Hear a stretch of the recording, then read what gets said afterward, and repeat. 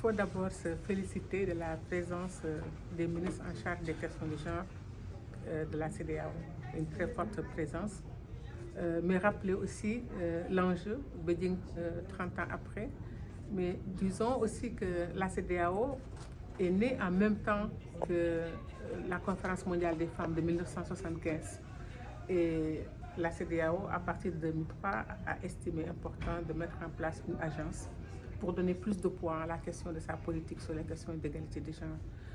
Des pas énormes ont été réalisés. Si on regarde les indicateurs, au niveau de l'éducation, au niveau de la santé, c'est vrai qu'il y a des choses qui ont été faites, mais il reste encore beaucoup à faire, notamment en matière de leadership, en matière de participation politique.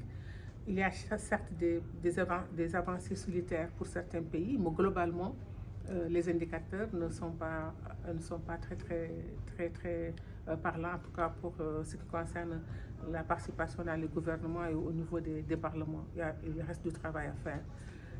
Toutefois, nous pensons aussi que Beijing plus 30, c'est un moment pour faire le point, mais surtout c'est un moment aussi de mesurer les ruptures qui existent parce que les contextes ont changé. Nous sommes aujourd'hui dans un monde de digitalisation, nous sommes dans un monde de l'intelligence artificielle et l'avenir doit se définir autrement. Et c'est le moment pour que les femmes ne ratent pas aussi ce tournant de l'histoire, que nos institutions investissent davantage là-dessus parce que la digitalisation, les nouvelles technologies devaient nous servir à réduire le gap davantage entre les hommes et les femmes. On devrait les concevoir comme une opportunité pour aller de l'avant. Donc cette rencontre ici à New York est une rencontre importante, mais c'est le lieu aussi par rapport à l'avenir, de faire en sorte que les pays membres de la CEDEAO puissent se retrouver chaque année avant les CSW pour pouvoir parler d'une seule voix au niveau du système des Nations Unies et porter la voix de l'Afrique de l'Est, la voix de la CEDEAO.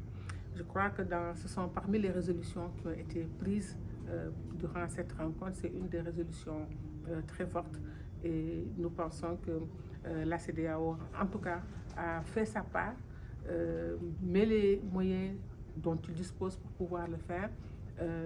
Mais ce n'est pas simplement le centre genre, c'est aussi l'ensemble des départements de la CEDEAO, que ce soit l'agriculture qui est notre partenaire sur beaucoup de choses, ou que ce soit les questions d'énergie. Vous voyez, le centre genre a énormément de chantiers en route, pas simplement ses propres programmes, mais aussi appuyer les autres départements de la CEDEAO pour que la prise en compte du genre soit totale et soit transversale. C'est un énorme chantier. Mais tout ce qui a été fait est encourageant et c'est le lieu de féliciter le Centre Genre pour avoir réussi cette très belle organisation.